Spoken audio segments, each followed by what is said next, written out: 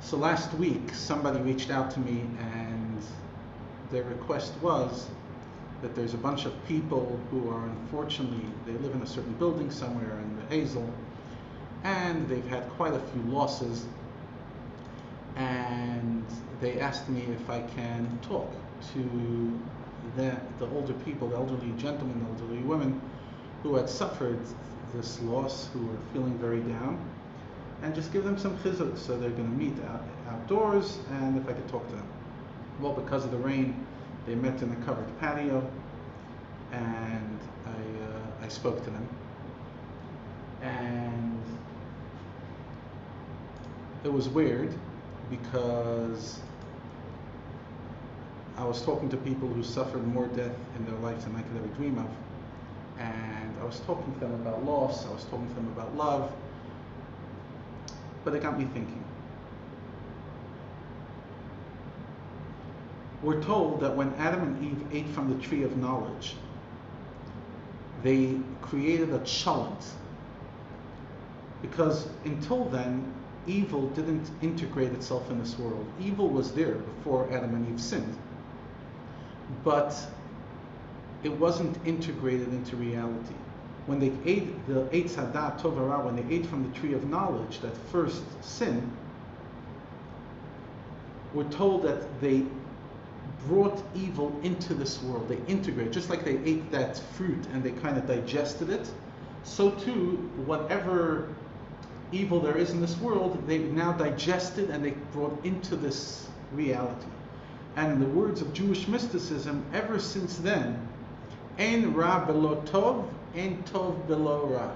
There's no good without bad. There's no bad without good. What does that mean? It means that almost every single thing in our life is not necessarily bad. It's not necessarily good. Like the famous story about, everyone loves sharing it, about the farmer whose horses got lost, and everyone said, that's terrible. And he says, maybe, maybe not. And then his horse came back with 5 extra horses. So everyone says, that's fantastic. He says, maybe yes, maybe not. Then his son goes riding on the horse the next day, and he falls off and breaks his leg. And everyone says, that's terrible. He says, maybe yes, maybe not.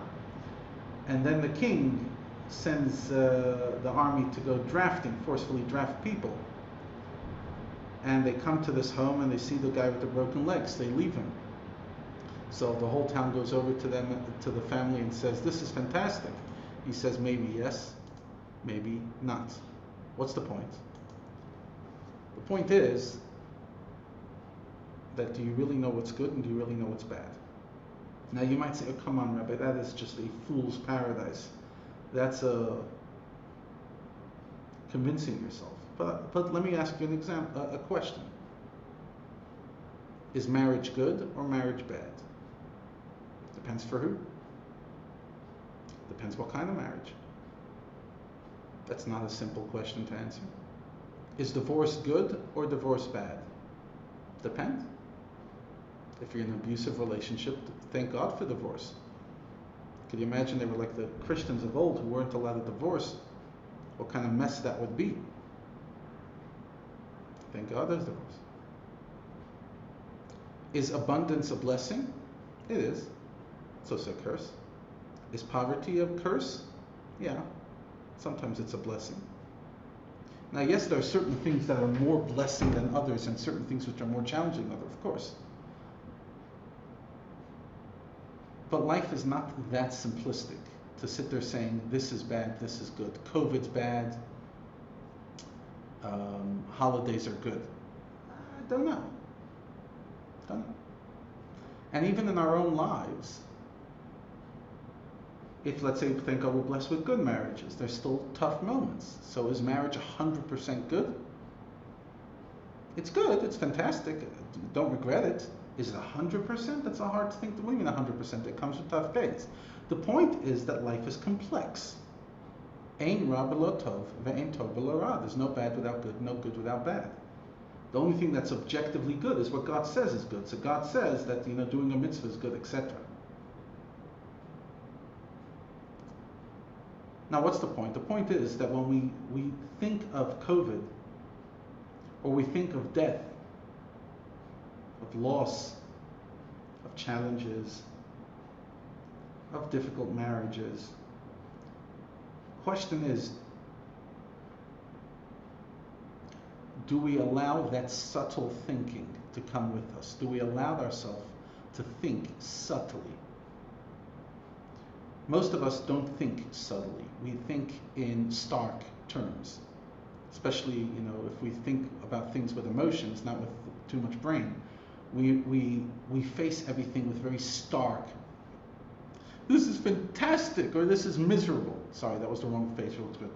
This is fantastic, this is miserable.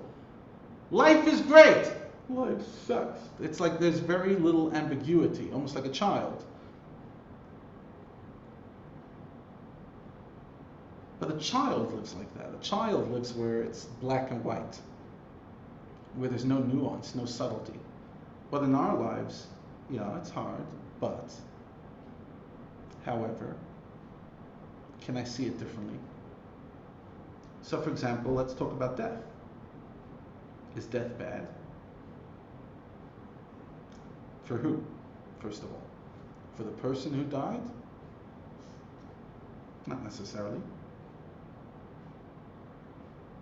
For the people they leave behind? Depends.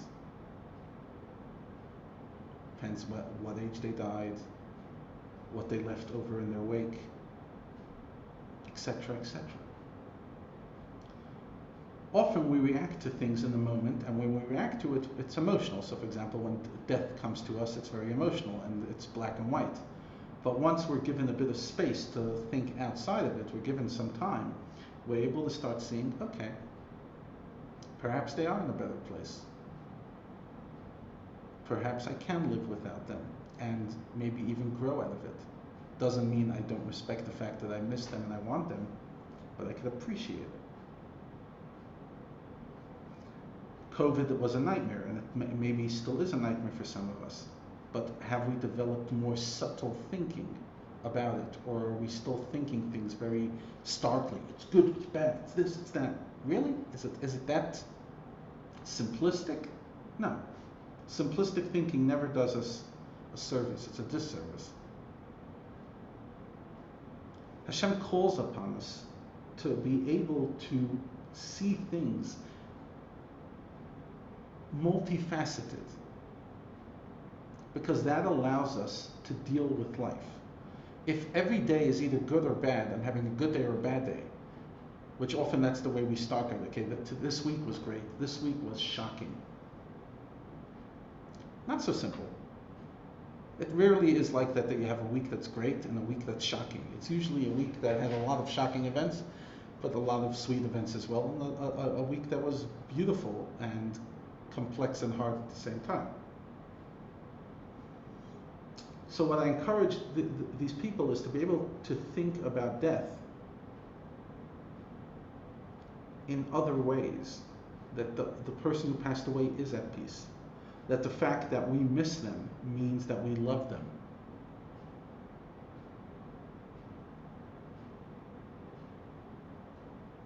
Think about it. Some people are actually quite relieved about COVID, that they don't have to visit other people if they didn't like the people. The fact that you wish you could see people, that's a gift. That means that you actually have people that mean something to you. You might say, again, that's a fool's paradise, but it's true. And it offers you perspective.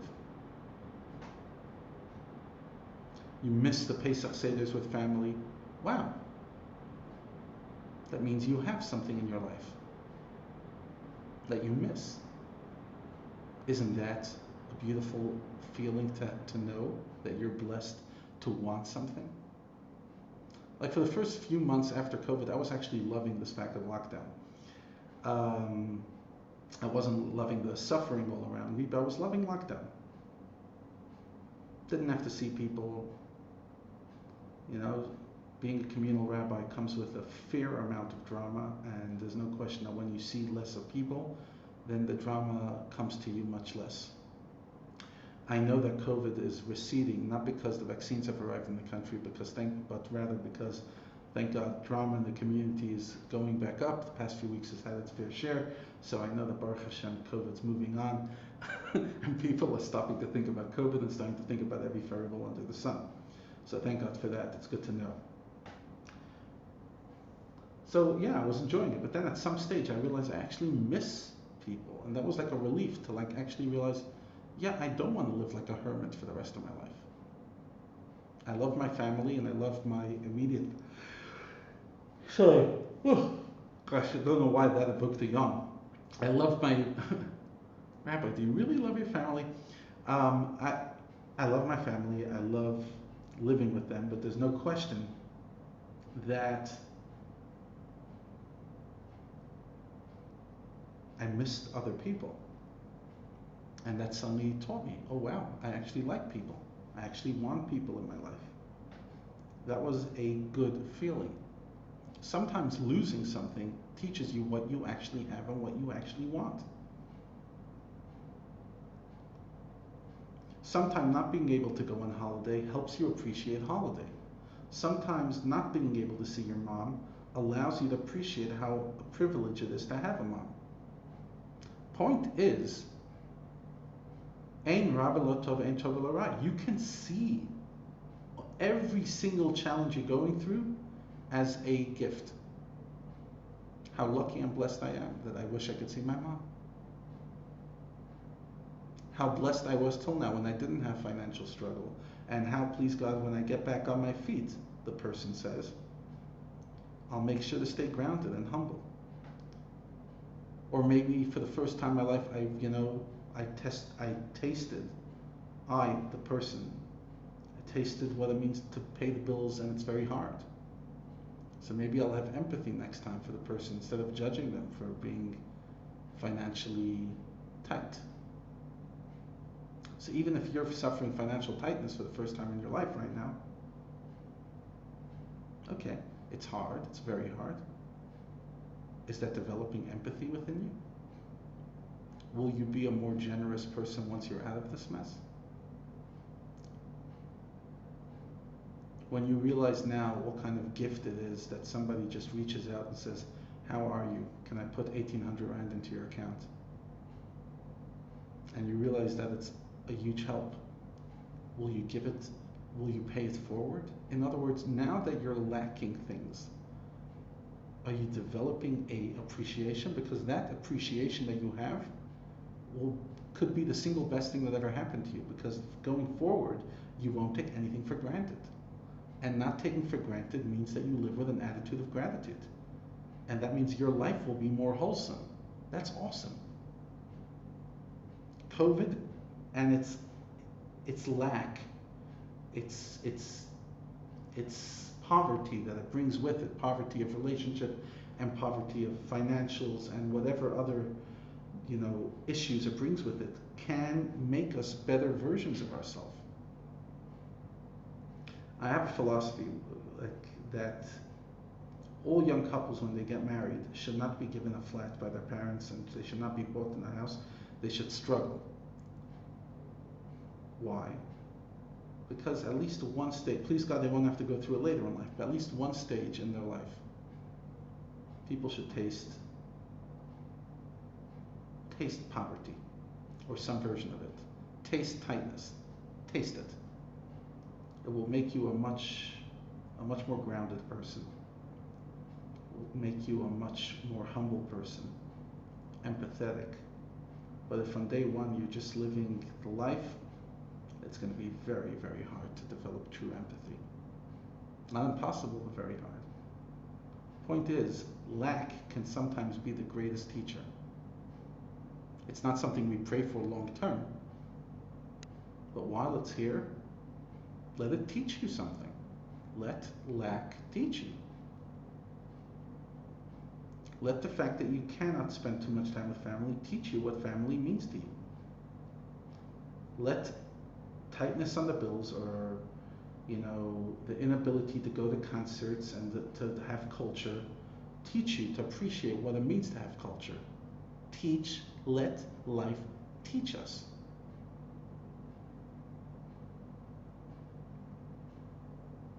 I remember someone who one time told me, he says, anybody who achieves real success success, in other words, they do something impactful. They're the best version of themselves. If they're the best parent out there, or the best businessman, or the best doctor, people who are exceptional in whatever field they dedicate their life to, they often have something to prove. They have a chip on their shoulder. They have this poverty that they want to compensate for, because they grew up without it, so they're really chasing it. And I found that to be true over and over and over again. That hunger to succeed, the hunger to be, if you grew up with very good parents, you don't have this hunger to be an amazing parent. Chances are you'll be okay, but you don't have a hunger to be an incredible parent. But if you grew up with parents who weren't great, well, one option is that you could imitate them or be worse versions, or you can develop this hunger. I want to give my kids the best chance at life possible. So I will fight for that every moment of every day. What we don't have is often the greatest teacher, that chip on the shoulder, that anger. That's why I'm such a big believer in making your kids go out on their own. Even if you have all the money in the world, go figure it out, because people need to develop a hunger. If you're handed something and you never tasted hunger, you will never taste true success. Hunger is a gift. And the words that I've quoted often from Denzel Washington, he says, the great philosopher, ease is a greater threat to progress than hardship. Ease is a greater threat to progress than hardship. And that's a great line for our times. We grew up in an easy world. I'm not saying our lives were always rosy, but until COVID, we lived in a world that nobody ever lived before in history. A world of technology and a world of abundance. None of us knew what it means to go without a piece of bread. We maybe couldn't afford meat every day, but we could all live. We didn't live in shacks, many of us, pretty much anyone I'm talking to. We didn't taste abject poverty, things that our grandparents tasted, and lack and confinement. We never tasted it. Can I come in? 1 second. Can we celebrate and find meaning in what we don't have? Because again, this is such a good, solid teacher. It could make us the best versions of ourselves.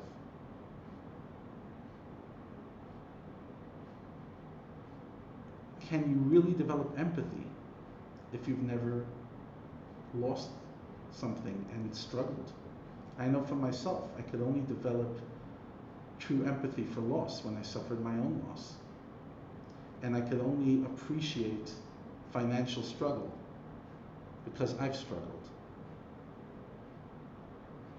I always say the story that when we got married, thank God I had some savings, but I couldn't really find a job the first year. I was supposed to go to Kollel, whatever, they weren't really paying much. And Chaya's salary was $952 and our rent was $950. So we had $2 to spare. We had to figure it out. So obviously I had to dip into savings, but by the time the year was over, we were absolutely flat. Didn't have a penny to our name. And that's why when we moved to South Africa, we had to move straight into my in-laws because I couldn't afford even a basic flat. At that stage, I could have gotten a flat in Sheltondale for $400. Couldn't afford it. There was nothing there. And I don't regret it. I don't regret it. Because now when somebody reaches out to me and says, Rabbi, I need money, I feel it. I know what it feels like. And I don't just sit there saying shame. I do what I can to make sure that I deposit money in their bank account that same day, because I know what it feels like. Not because I'm a nice guy, but because I know how restless a person is when they feel like they literally cannot put food on their table. I know that feeling. Will this make us better and more empathetic versions of ourselves? It should. It ought to.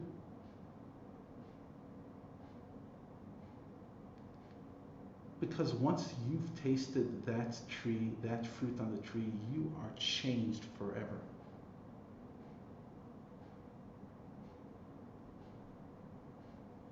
Once you've tasted loss, you're changed forever. Once you've tasted disappointment, you're changed forever. And that could be changed in a good way, in a best way. So this year took away something from everyone. Everybody suffered a bit of poverty, even if they didn't struggle financially. The inability of traveling, the inability of seeing people, it took away something from us. Take that feeling. Feel it. Do you now know what it feels like for somebody who lives like this every day?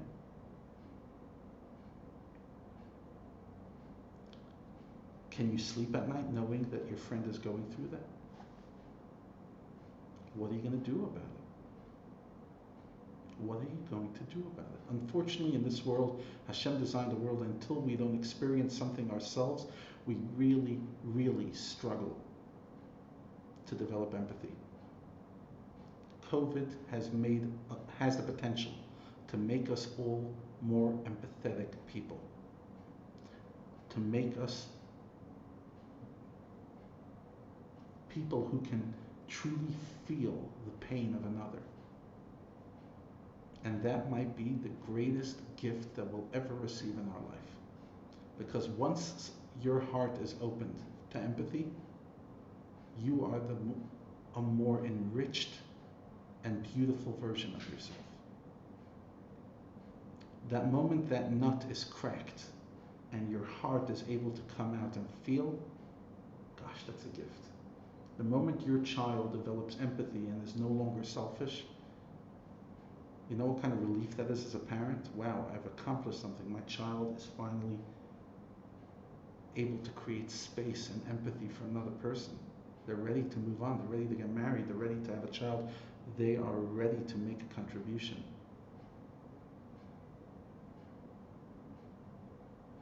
Does it mean that we wish COVID came in the first place? No, we wish it never happened. But once it's here, don't let it leave with the vaccine, please God, very soon, before you take a lesson or two from it. Otherwise, the last 12 months were just another year in college that we just partied away and actually wasted. And there's nothing sadder than a year of potential that went nowhere. Shkoyach.